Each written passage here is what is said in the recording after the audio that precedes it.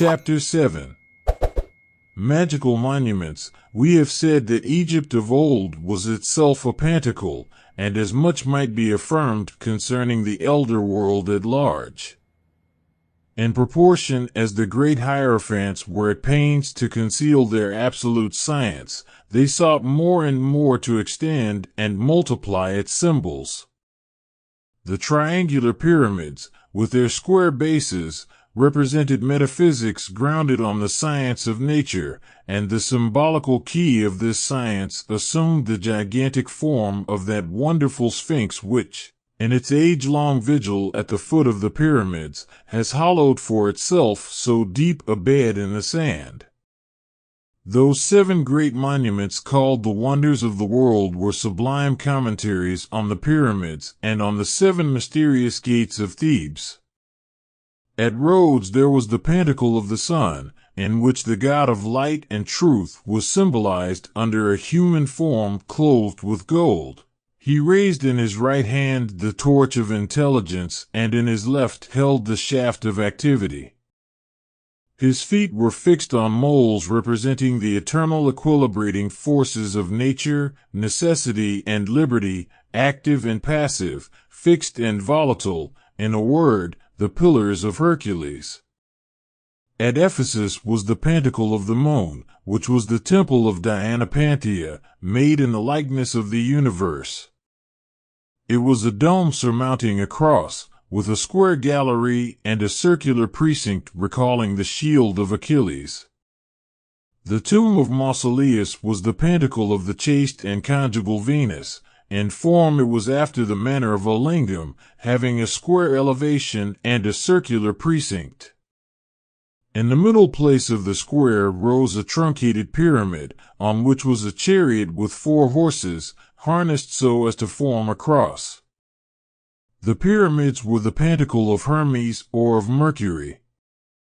The Olympian Jupiter was the Pantacle of that god. The walls of Babylon and the citadel of Semiramis were Pantacles of Mars. In fine, the Temple of Solomon, that universal and absolute Pantacle destined to replace the others, was for the Gentile world the terrible Pantacle of Saturn.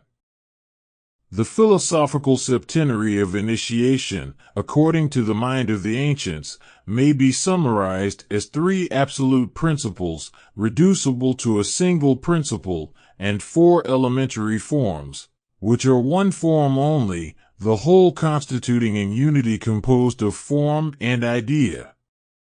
The 3 principles are as follows. 1. Being is being. In philosophy this signifies the identity of the idea and that which is, or truth. In religion it is the first principle, the Father. 2. Being is real. This means in philosophy the identity of knowledge and of that which is, or reality. In religion it is the logos of Plato, the demiurgos, the Word. 3. Being is logical. In philosophy this signifies the identity of reason and reality. In religion it is providence, or the divine action by which the good is realized. The mutual love of the true and the good, called the Holy Spirit in Christianity.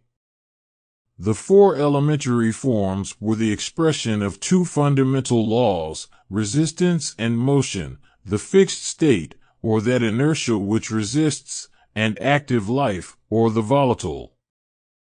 In other and more general terms, matter and spirit, matter being that nothingness which is formulated by passive affirmation, spirit being the principle of absolute necessity in that which is true.